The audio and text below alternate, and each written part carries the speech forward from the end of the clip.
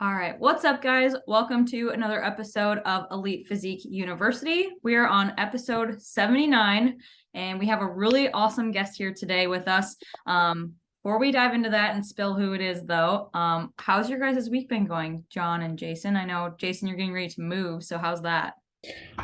Well, my appraisal came back and it's good to go. The loan looks like it's there. And then, it's just all the bullshit of like coordinating everything because I can't get up the first morning without internet and, all that shit because I have, clients to answer. Yeah. But otherwise it's going good. I enjoy kind of getting it done and getting to the new place. But right now I just got off a call with a couple new hires for NuEthix, our regional sales director, and we went over products and I had a really good meeting there. So and then this week Kayla actually joined Scooby Prep. So that was a big thing too. So there's a lot of good things going on my end. I've just been really, really busy. I'm right there with you, man. First of all, I'm excited about the house, so hurry up and get that done so I can come out and stage your place for a week or a month, whatever Yes, you sir. allow. You can move in for a month. It don't matter. Yeah, I'm going to kick this off right here. Crack a cold one. So Monster Energy drink. Stan's like, wait, what are you drinking? But before we get to him, I've had a really busy week, a good week though.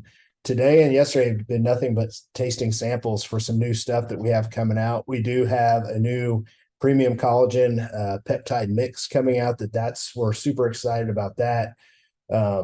We've got a new apple pie flavor protein that's going to come out this fall. We just gave the thumbs up on that. Working on another EAAs. So it's just that time of year. We're getting everything ready for all the fun stuff that happens in the fall and the winter, with Black Fridays and Christmases and stuff like that. So super, super fortunate to be super overwhelmed, but it's a good thing. So you'll never hear me complain about that. So that's my week. What about you, Kayla? Awesome. Well, like Jason said, my big news for the week is I joined Scooby Prep, which is pretty awesome. I'm very excited about that. Been a part of Scooby Prep for like the last 2 years, and to just be on the coaching team, like to think about that 2 years ago was like, oh my gosh, that's like so cool. And like now I'm here. So I'm pretty excited about it. Congrats. Thank you. Otherwise, as of this morning, we are coming out of mini cut phase because my body's just like, nope, let's just stay at the same weight for a while. So we're gonna grow, and I'm really excited about that. Start getting ready for the pro debut next year. And so that's been otherwise, yeah, just busy too, just re-coordinating everything with and whatnot and all that stuff. So yeah, not too shabby of a week, I'd say. It's a great week, but we've got a super special guest on the show, Kayla. Why don't you let everybody know what we're about to hit them with? Yeah. So guys, we have a really awesome guest this week. You probably know him really well from the Vertical Diet. He's IFBB professional bodybuilder and also holds a top 10 raw total for powerlifting at 2,303 pounds. Likes to call like the world's strongest bodybuilder. So we'd like to welcome on Stan Efferding this week with us. Hey, thanks guys. Thanks for having me. Good to join you. Yeah, of course. We're super happy to have you. So before we get started into the questions, I think John and I had a couple like little stories of just times we've met you and stuff. And if you don't remember, it's totally cool, but it just was like, it made it stand out for me as like someone that I looked up to in the industry as I was getting started because of you being like a very down-to-earth person and just very personable. So the first time I met you was you were in Fargo at a bodybuilding show, and it was my first NPC show. I won the overall, and I got one of your coolers, and you got to hand it to me on stage. So that was pretty cool. And then I met you again at the 2018 Olympia, and same thing, just like super personable, like gave me a big hug, like you had known me forever. So like that stuff to me just always stands out as just people that I look up to, and like that they come across that way in person is really, really awesome. So that's great. They say never meet your heroes. They'll disappoint you. You definitely weren't disappointing. That's such a cool story. And it just reminds me before I tell mine that, over the years, we've all, Jason, Kayla, myself, like we've all met really good people in the industry. Sometimes they've spoken at our events that we host, our conferences and stuff. And you can always see people that are up at the top that are very approachable and humble. And you remind me of like a John Meadows. You and John Meadows really remind me a lot of each other because you're super humble, super approachable, and you just like to help people. You like to educate. And that was my first impression of you before I got to meet you. But this was going back to like 2017 or 18 when Super League first started in Las Vegas. If you remember that, it lasted for a couple of seasons. Great idea and great kind of concept. Leslie was the very first. She's not here right now. She's out working.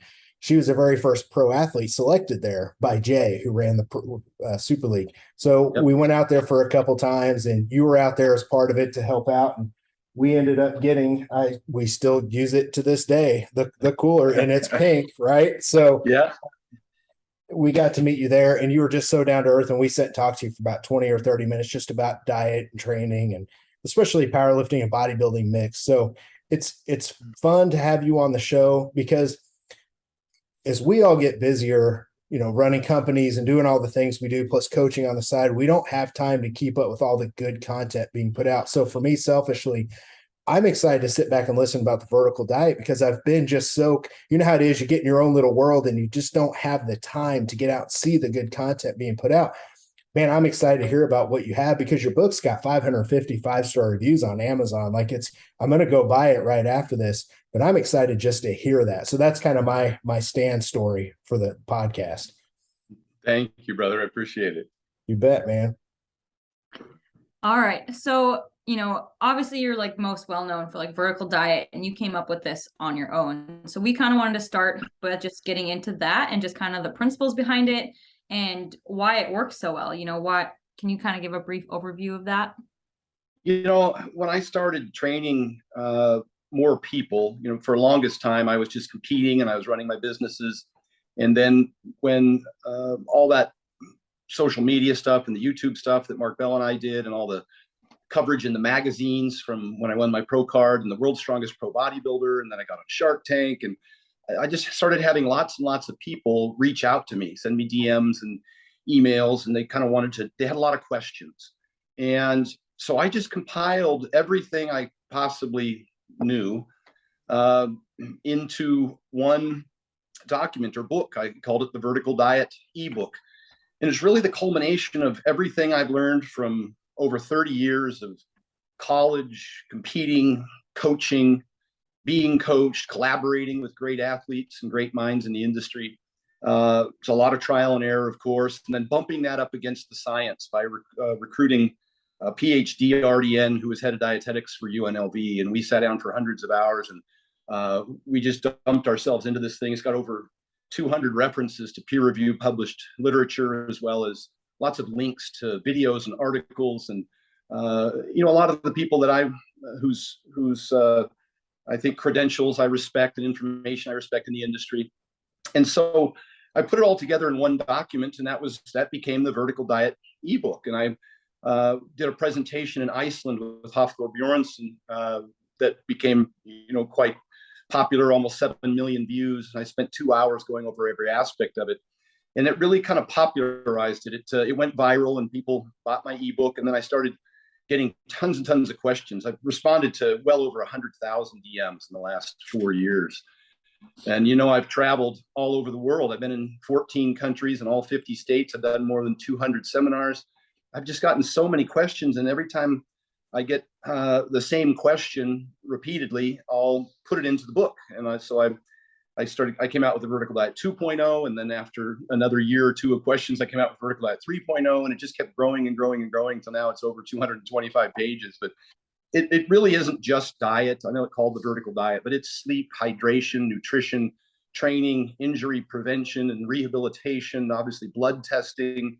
It's obviously got workouts in there. There's a whole, just a litany of everything, every question I've really ever been asked, and it's still growing, and I'll have a 4.0 out before the end of the year. And so it's hard to really pin down one thing. It's everything. And I think it's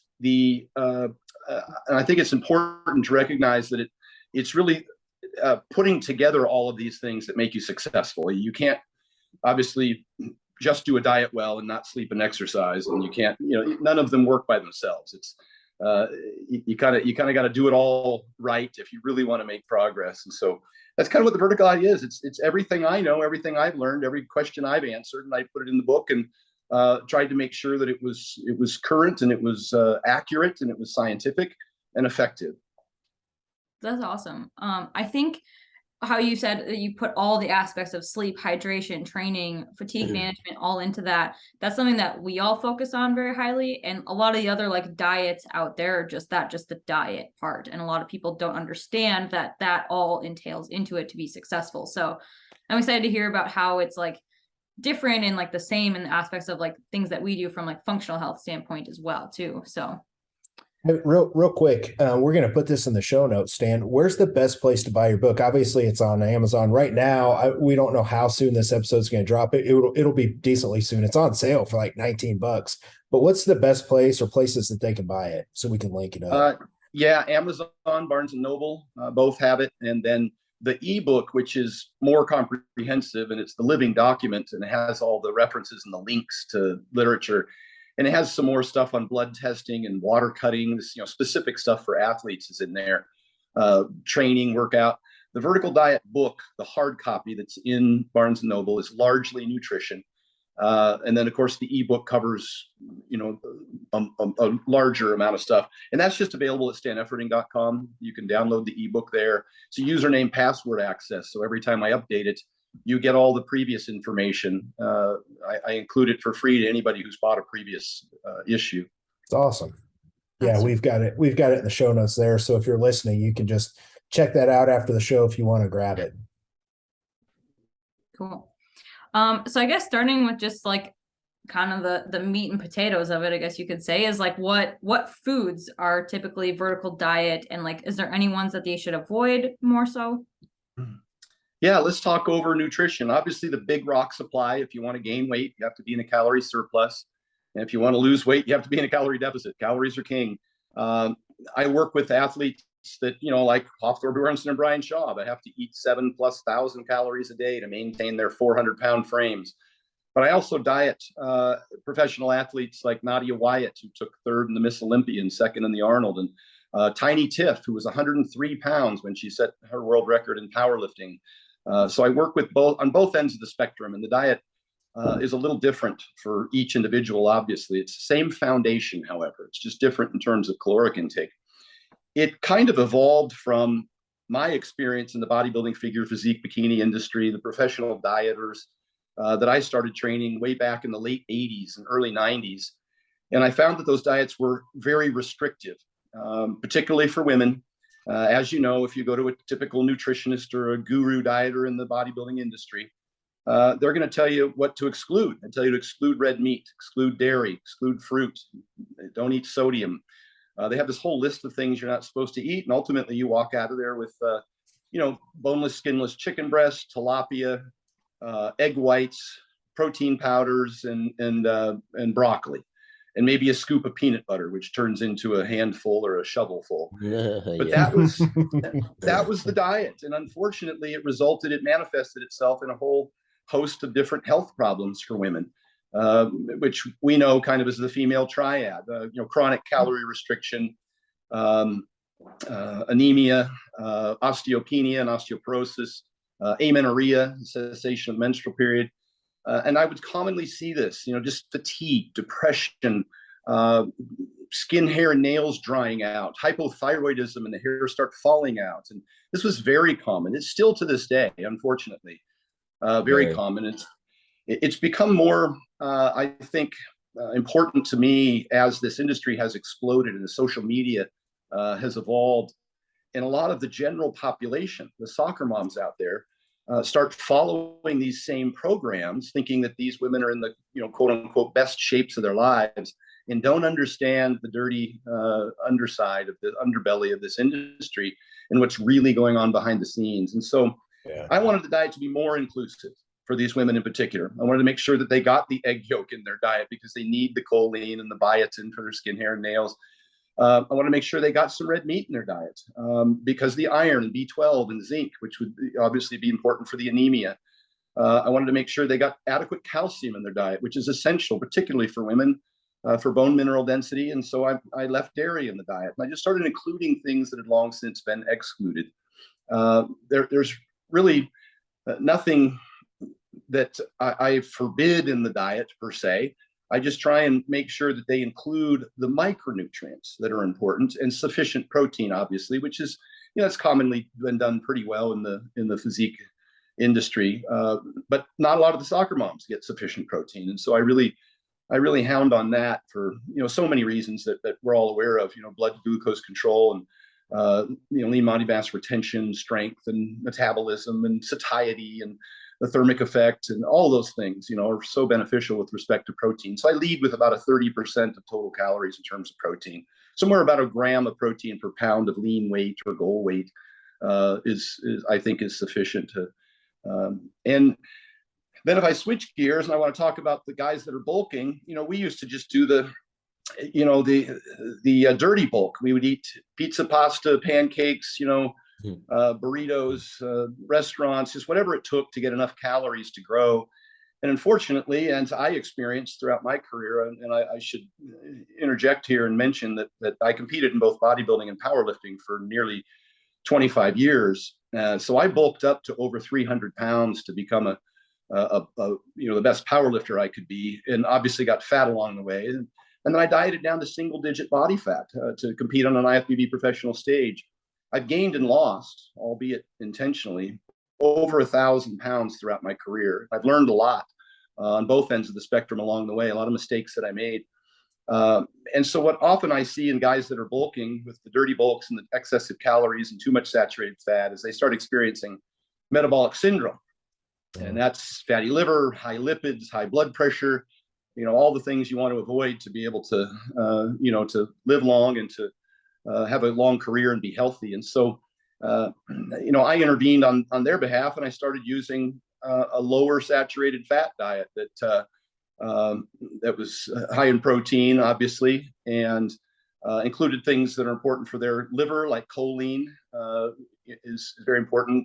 Blood sugars, also very important. A CPAP for sleep. Things I commonly saw with the heavy athletes that I control with the diet. I have a high blood pressure quick fix kit, a high blood sugar quick fix kit, a high cholesterol quick fix kit, with kind of in a hierarchy of most important to least of things that you want to do to avoid metabolic syndrome. And so I put both pathways in the book, and whether it's a Hafthor Bjornsson or it's a Tiny Tiff, they build a foundation of highly bioavailable, micronutrient dense foods, easy to digest. I think that's probably one thing that also is talked about a lot with the vertical diet is, and the dieters tend to stuff themselves full of broccoli to fill themselves up. And that can lead to problems with, IBS and really bad gas and bloating and discomfort. And so, I talk about the FODMAP diet, the fermentable oligodimonosaccharides and polyols, and how you kind of want to try and reduce those, not eliminate them. It's not a good food, bad food conversation, but it's individualistic. It's dose dependent. How the foods are prepared matters, and it is cumulative in nature. And so I bring that to their attention and allow them to choose the foods that still provide them the health benefit, but avoid a lot of the side effects of all the gas and bloating. And the same would be true for the guys that are bulking. There's certain foods that fill you up and make you miserable and give you diarrhea, and that's a common problem with the big athletes that I work with. And they need to be able to consume more foods, and so I need to find them foods that are easy to digest, and some tips and tricks to help them get the number of calories that they need in a day without being completely exhausted and overwhelmed by the burden of trying to eat that much food. So I know I lumped those two together, but really they're inseparable in terms of what the diet tries to do for different athletes. I've got a real quick question, if you don't mind, and I'm trying to think about our listeners. Can you give an idea, just like a general breakdown of just a generic diet layout, like for the day for somebody? Yeah. Well, and to step on, to go further on that, because I don't really know the answer to this. Like, why is it called vertical? Like, are you going high and barely low? Are you doing a bunch of low days and high, or does it have nothing to do with that? So I'm curious how you set all that up. Carb cycling, calorie cycling. What is it? Yeah, and I don't know that the name has any specific meaning necessarily. I wanted to build a foundation upon which you could build any structure. You can't put a 3-bedroom home on a 2-bedroom foundation. How tall is a pyramid? Look at its base. And so really the foundation of the diet allowed me to build a Hafthor Bjornsson or a 3-a-day CrossFitter or an NFL football player or even a busy soccer mom dropping her kids off at school and then working all day out of the trunk of her car as a real estate agent. And, and then those kinds of things, all of that needs supported by a good foundation. Which isn't just nutrition. Again, it's sleep is very important, and then being able to accommodate the right exercise program and compliance with all of that is really paramount in the book. I talk about compliance as the science and the best ways to be able to adhere to these programs, and designing a program that becomes part of a lifestyle. It's simple, sensible, and sustainable. Because as we know, adherence, long-term compliance is really the most critical factor in terms of weight loss maintenance or just being able to stay on any program. So I mentioned calories. Calories are king. Second, of course, is macros. If you're going to take this stepwise in a hierarchy of most important to least important, and of the macros, protein being the most important. I referenced earlier that about 30% of your total calories should be protein. And I like to use a variety of protein sources, lean protein sources, maybe some top sirloin steak or some bison or a lean 96.4 beef. I like to use an egg or two every day, depending on the size of the athlete and their needs. I like to incorporate some dairy, of course. And if you can't tolerate lactose from milk, and then yogurt is much better tolerated, has lower lactose and some digestive enzymes in there, such as a fat-free Greek yogurt or maybe even cheddar cheese is pretty well tolerated in terms of lactose. And I have a whole chapter on dairy and lactose tolerance and how people can, get through some of the maybe a down regulation of the lactase enzyme or titrate smaller doses over time to find out what they can tolerate. But it's very important to get the calcium in, not just for bones, but for nerve signaling and for muscle contraction and relaxation. It's just critical. Now, as far as the other macros go, fats and carbs, as we know from the research, from the Diet Fits trial and others now, as long as you control for calories and protein, it doesn't seem to matter for weight loss where your fats and carbs are. It's a better personal preference. Whatever's diet is easiest for you to comply, how you feel good. And so I'm not too particular about that. I do have a chapter where I talk about if you go too low on carbs, some of the potential downsides of that in terms of what they call the keto flu, the fatigue you get from not just losing the glycogen, but the water associated with that and the electrolytes. And some people get tired. And so, we mitigate that. I don't tell people not to do it. I just tell them, here's potentially what you're going to need to how you're going to manage some of the potential problems. So, but when it comes to performance, I must say, we do need to get a minimum amount of fat. You can't take fats out altogether. They're important for health. And so we look at those somewhere around 30%. And if I'm dieting somebody for a show, then we start kind of dropping that down to 27, 25, 22, and stepwise. And the reason I drop that and keep the carbs in for people competing is because carbs are important for performance. Fats are important for health. They have to stay in the diet, but fats beyond that, which provides you a health benefit, don't give you a performance benefit. We know that glucose and glycogen is important for anaerobic exercise. We see study after study after study that people's performance improves. They can do a few more sets and a couple more reps, and the cumulative benefit of that performance in that bout of training over time is what we're really focused on in terms of trying to maintain lean mass or build muscle for competitive athletes. And that would be true of football players and a whole host of different sports athletes too. We keep the carbs in there for performance primarily. Most diets, women in particular, are on a calorie deficit. Maybe they're only consuming 1,800 calories a day. By the time they get their protein in and their fat requirements, there's not a whole lot of carbs left before they've hit their ceiling. And the foundation of those carbs is going to be potassium carbs, say a potato, spinach, some yogurt, an orange, some fruit. I start with high potassium carbs. Get them their 4,700 milligrams of potassium first, and they're pretty much done with carbs once they've consumed those items. Daily potato is 1,000 milligrams, which is twice as much as a banana, like I say. I give them high satiety foods so that they aren't too hungry when they diet. Boiled potatoes and oranges are on the top of that list, and they also provide the potassium benefit. For my bulking athletes, when it comes to carbs, once they've satisfied their potassium requirements with the daily potato and the fruit, the soluble fibers that I like to have with a low saturated fat diet to manage lipids. Now I need to fill them up. I need to be able to maintain their mass or their workload, and I can't overstuff them with things that are going to be hard to digest. And so that's where I head into the white rice. It's just easy to consume a lot of it, digest quickly, and you're hungry again soon enough to where you can eat. So that's kind of a strategy that I use there. And so I think we've covered total calories. We've covered our macros, proteins, fats, and carbs, and some of the proteins that I like to use. I didn't mention salmon twice a week for EPA and DHA, of course, is in there. And then we've covered kind of the fats and carbs that we like, and the micronutrients, which is based mostly in calcium, potassium. Generally supplement magnesium and vitamin D3. They're hard to get from the diet. So I do that. And, we like to do blood testing to see if they are deficient. I don't just, willy-nilly like to throw supplements at folks. I want to make sure it's effective for them. I think that covers the big rocks for the diet. I know that you're big on like orange juice and cranberry juice too. Do you what's the benefit of the juices versus just having orange? And then with bulking athletes, for example, too. Yeah, let's start with the cranberry juice. It's high in iodine. We talked about female competitors with those restrictive diets and how they get hypothyroidism. And that's usually due to an iodine deficiency. And they end up with getting hypothyroid for lack of iodine, which also helps with digestion, by the way. And so they need an iodine food. This comes all the way back from Vince Garanda in the 60s, talking about eating sea kelp.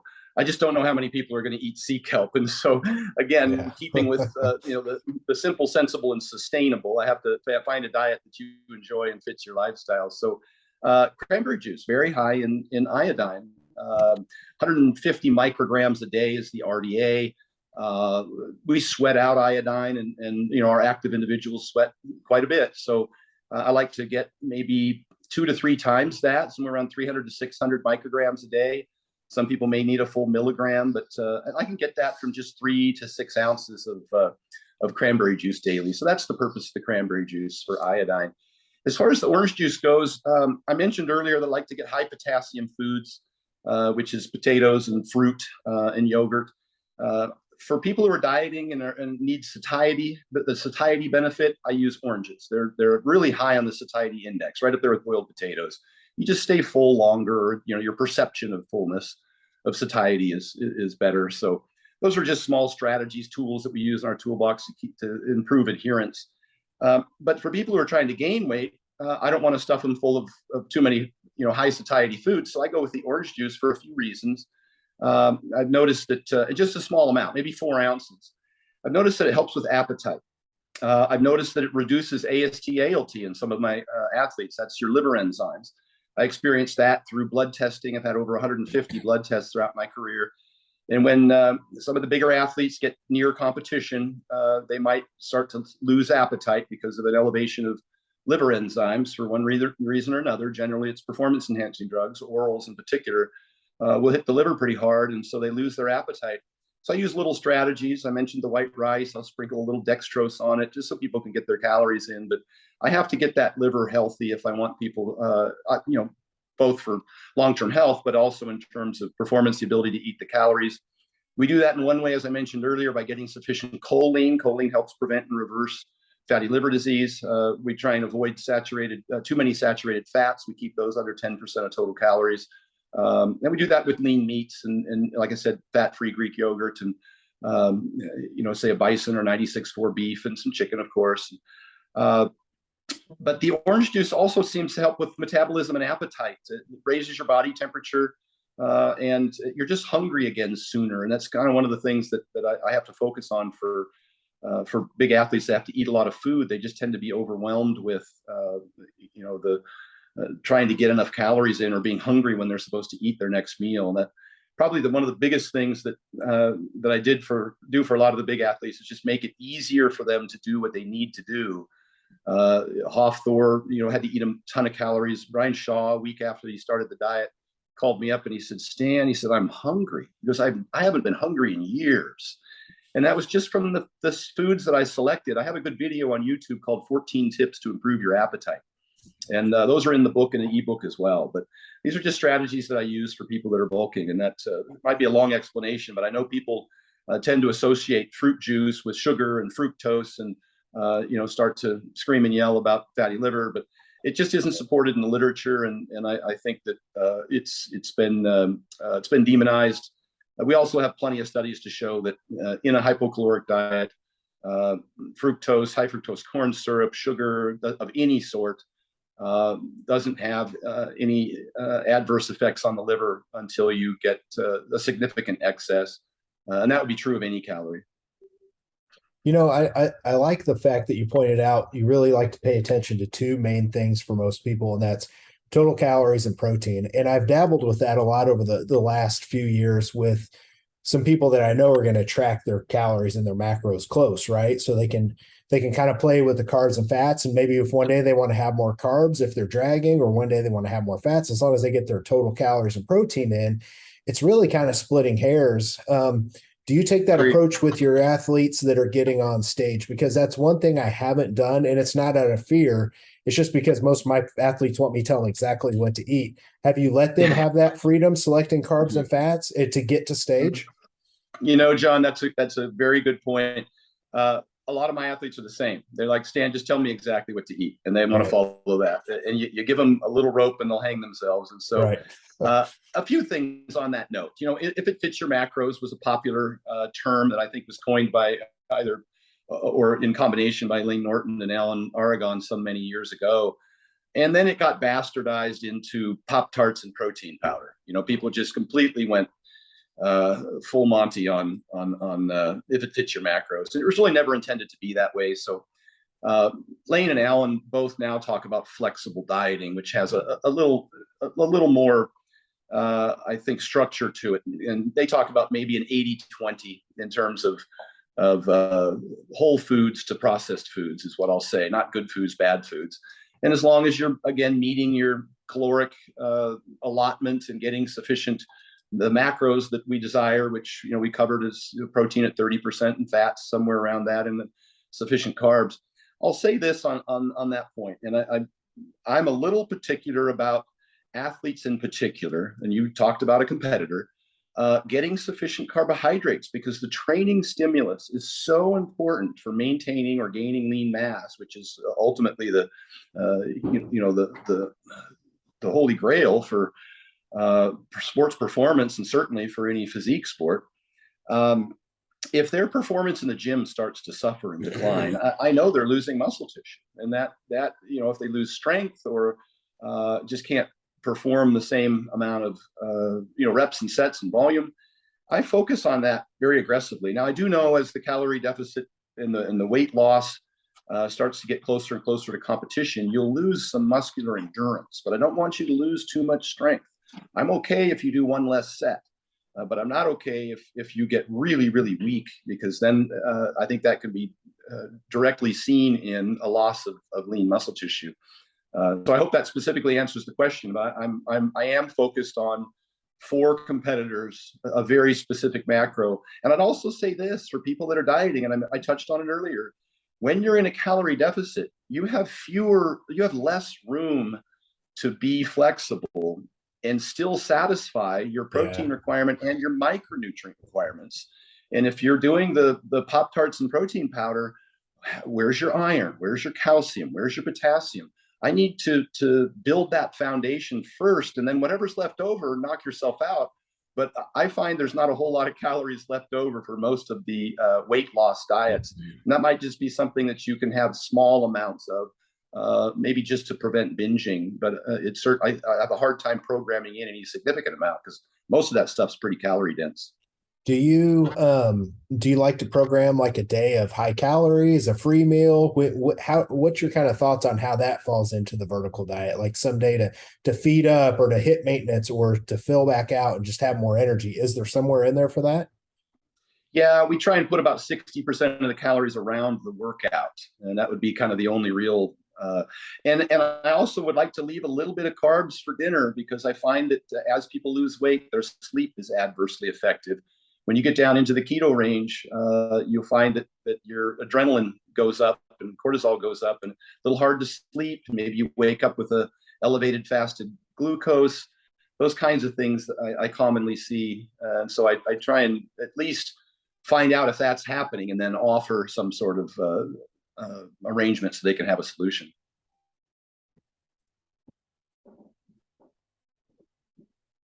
Kayla, are you there? I don't know if it looks like Kayla may have froze for a second. Are you there, Kayla?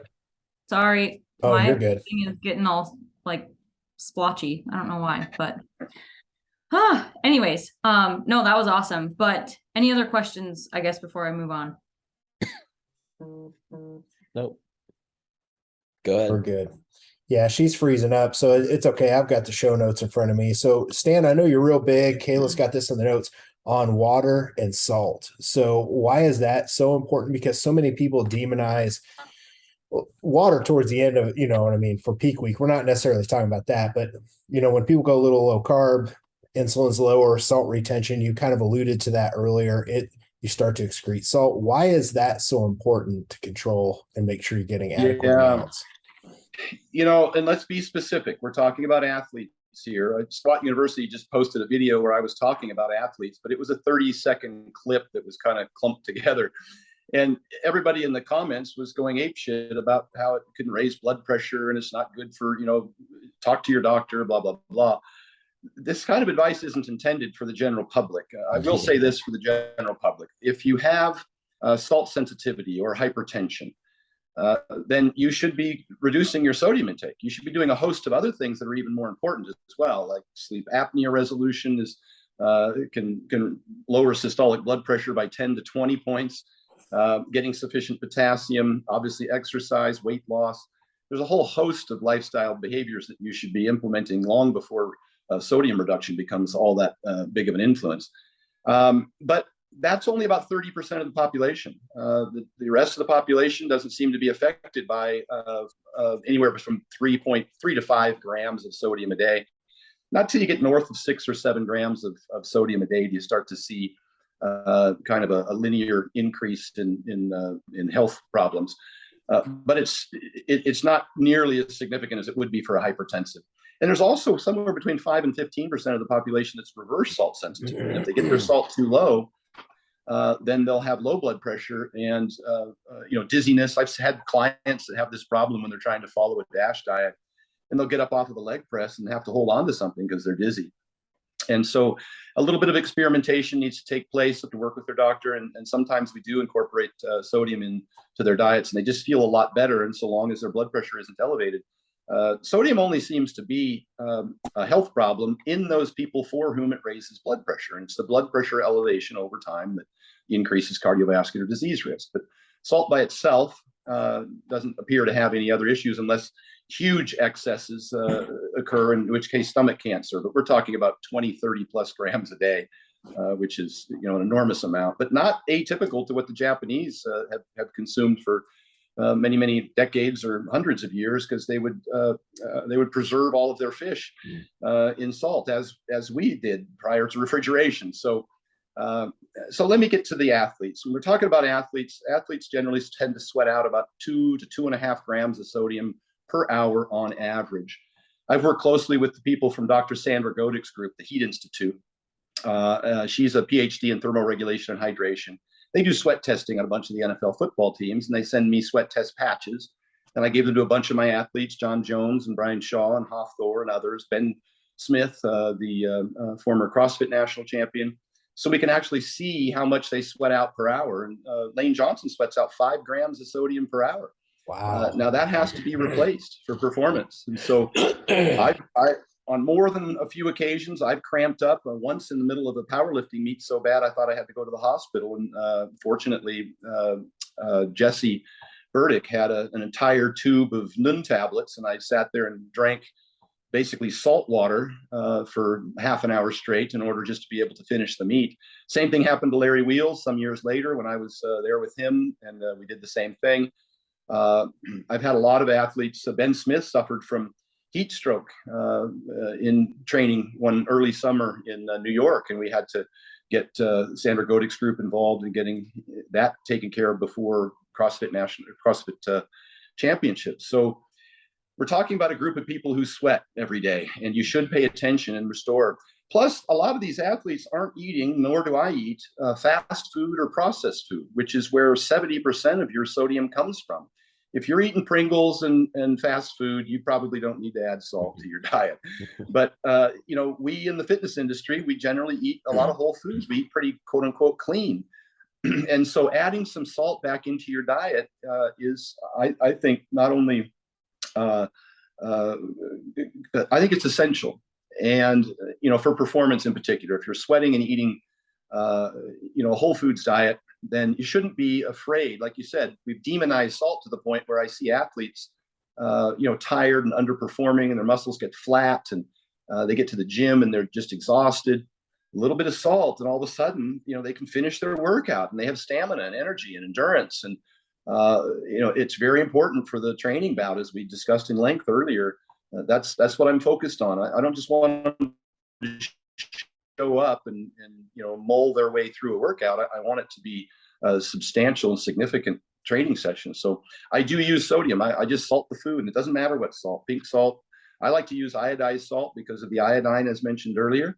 There's no iodine in pink salt, and there's no difference between the two in terms of their benefit for having salt in the diet. So I hope I covered all the nuances so that the audience doesn't go crazy talking about sedentary, elderly, overweight hypertensives while I'm talking about athletes.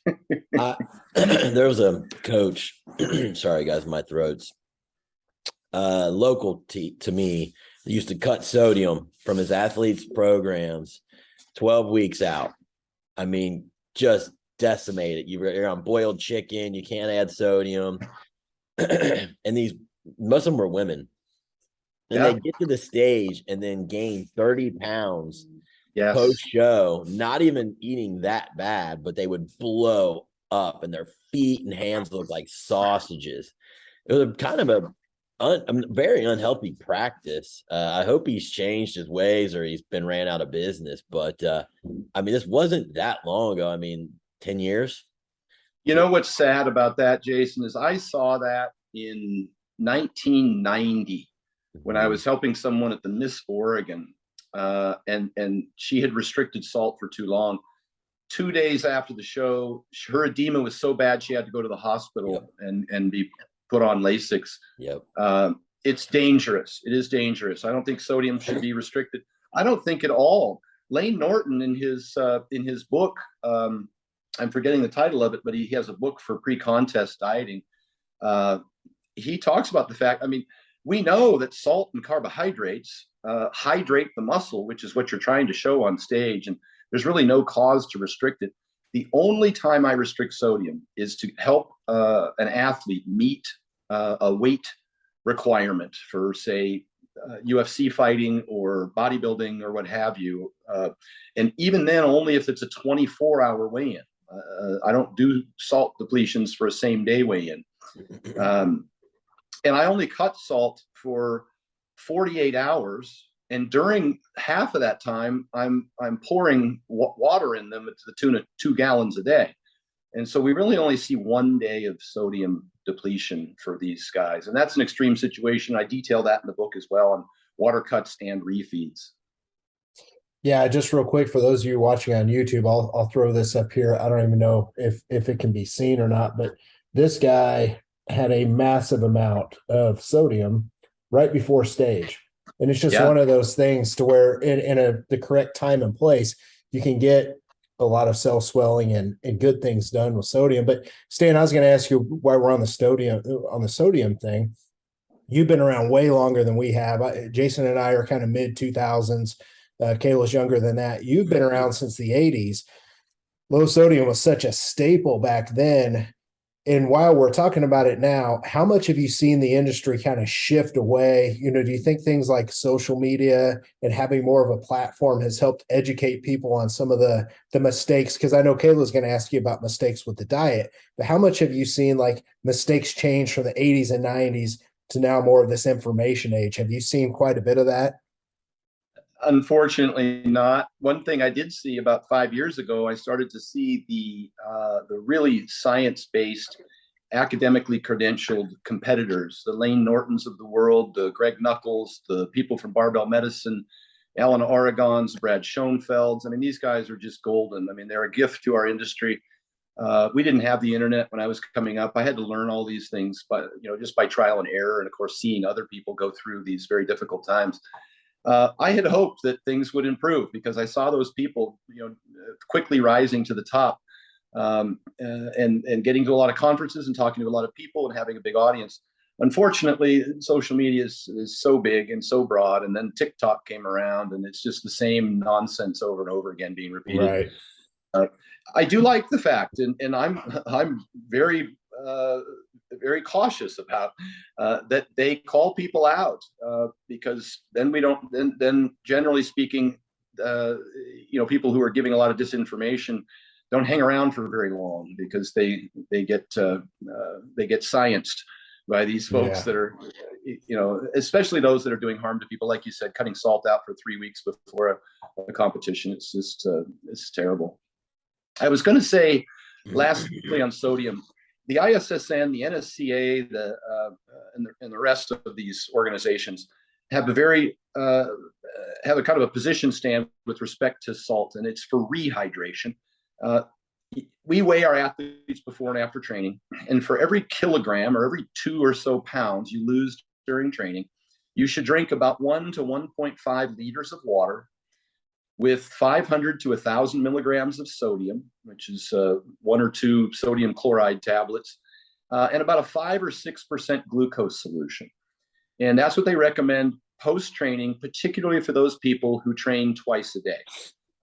The others will probably get sufficient hydration just from their regular meals and water until their next day of training. I do incorporate some sodium before workout, a small amount.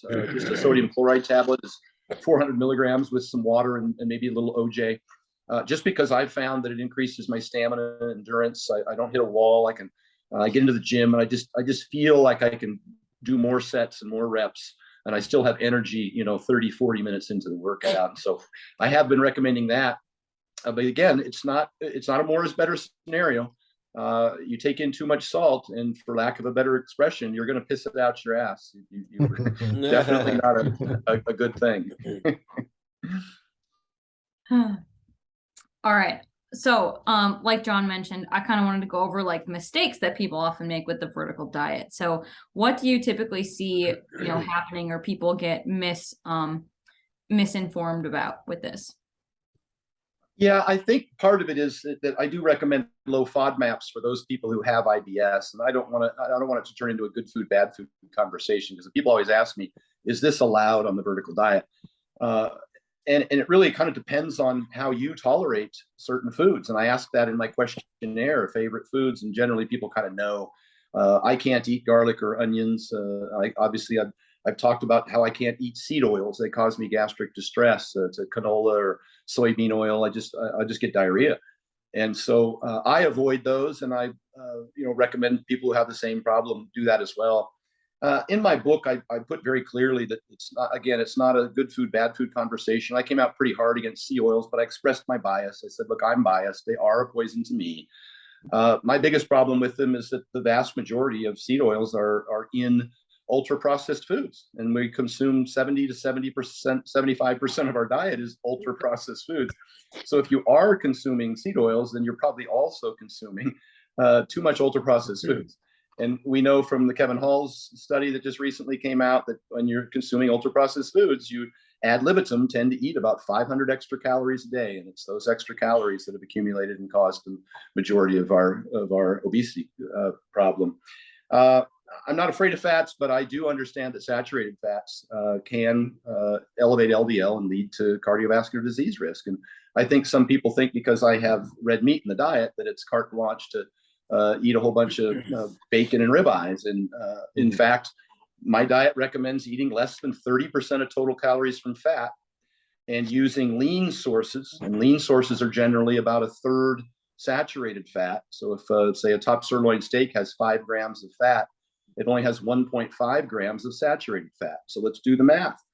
30% total calories are fat. 30% of the fat calories are saturated fats. 30% times 30%, that's 9% of your total calories as saturated fat. And the AHA recommends keeping saturated fats under 10%. I also mentioned the foundation of the diet intends to throw some fibers, soluble fibers in particular, whether it's fruit, whole potatoes with the skin, a little bit of oatmeal, and those kinds of things also can help keep LDLs under control. I do blood testing on all my athletes, and I look at lipids and I look at LDLs, along with all the other markers that we mentioned earlier. So I think that folks sometimes will get carried away and just eat too much fat overall. If you want to go keto, then you're going to have to, again, keep your saturated fats low, utilize a lot more nuts and seeds and avocados and olive oil and those kinds of things in order to avoid the LDL elevations, because we do show a causal relationship between LDL elevation and heart disease. And we're big enough such that, you know, when we eat enough and generally have our blood pressure kind of on the upper end enough, so we don't want to compound that problem with high LDLs. No, I think that's a really good point. And I think a lot of people do get carried away with like the fats part, especially, you know, with not just this, but just keto in general too. We did an episode on keto, and we're gonna do another one on there because we're doing part 2 with it. But yeah, do you guys have any last questions for Stan? Hey, let me toss in there. This is really interesting. Look, I've been around over 30 years, as you know. If there's nothing else, I'm patient. Okay, I learn from observing, from personal experience, and I'm certainly, you know, up to date on the science. I went back and got my CSCS, and I took courses at UNLV, and I partnered with an RDN PhD. I read everybody's stuff. You know, I subscribe to Lane Norton's stuff, all of the, you know, Alan Aragon. I've been to Barbell Medicine Seminar. You know, read Brad Schoenfeld's book. I read everybody's everything. I spend a couple hours a day just learning and watching. I've been on a lot of podcasts. You know, I was on Sean Baker's Carnivore podcast. I was on Paul Saladino's podcast. I was one of the first people that told Paul he should start eating fruit. Well, what's Paul doing now? He's eating fruit. I was on Mike Mutzel's podcast, and he was hardcore carnivore keto back then. And if you've seen Mike more recently, he's started to incorporate carbohydrates into his diet because he wants to improve his workout. We watched Peter Attia famously piss on keto sticks for 3 years. And of course, now he's eating carbohydrates. It just, to me, I'm just patient. It's an inevitable eventuality that all these people will figure out. Mark Bell, The War on Carbs, currently eats carbs. I mean, I could keep going on and on. They're all the keto fad for whatever reason. And even Thomas DeLauer, of all people, the intermittent fasting keto king. I went on his seminar, and we had a long talk about carbohydrates and the importance of them, and for you know, all the reasons that they benefit performance. And he most recently came out and said, "Look, I was wrong. Keto is a great intervention." I talk about using things like the carnivore diet as the ultimate elimination diet, or using something in a triage circumstance. If you have type 2 diabetes, and you know, you've got the HA1C in 6.8 or 7s, that might be a good time to jump on it to eliminate carbs for 30 days. As we've seen from the literature in terms of reversing type 2 diabetes, they usually go on a liquid diet, and within 7 to 14 days, they can actually start to see some reduction in their HA1C. We know that about a 7% weight loss, irrespective of diet, is going to help reverse type 2 diabetes, and a 15% weight loss can actually help restore beta cell function for those people who haven't been type 2 diabetic for too long. And so ultimately, obviously, the goal is going to be the weight loss, but short term, you know, those interventions such as keto, I'm certainly not opposed to that, you know, for 30 to 60 days. But we see at 6 months and 12 months that they're no better than any continuous calorie restriction diet. and all the problems that I mentioned earlier could manifest. So I just thought it was interesting with all of those people that I've been on their podcasts over the years, that they all now eat at least fruit and just some carbs for performance, because now you see the industry has completely started focusing on strength. They talked about, for years and years, talked about cardiovascular fitness being the primary indicator of longevity, lifespan and health span. And now it's strength. Everybody says that the stronger you are, the longer you live. And your VO2 max is kind of dependent on your muscle mass, because that's what uses the oxygen. So it's kind of rewarding. And I don't suggest everybody should be a power lifter or a bodybuilder, but it's kind of rewarding to know that if not by design, at least by happenstance, that we're here today, enjoying the fruits of our labor and being rewarded for it. Well, I know that, Stan, we want to have you back on because we want to talk to you about a whole host of other things. Some of them we didn't even get to looking at the show notes, and plus business questions, being an entrepreneur. There's so much more that we want to talk to you about. And I do know that Kayla is going to have, for all of our listeners, all the ways to get a hold of you, get your book, the whole 9 yards, follow you on social in the show notes. But I don't have any other questions. Do you guys? No, not at the moment. No, I think we're good. That was like perfect way to end it. Like macros are just that. They're all important and everyone should eat all macros. There you go. Yeah. Thanks you guys so much for having me on. I really appreciate it. I'm happy to come back anytime. We'll cover some more.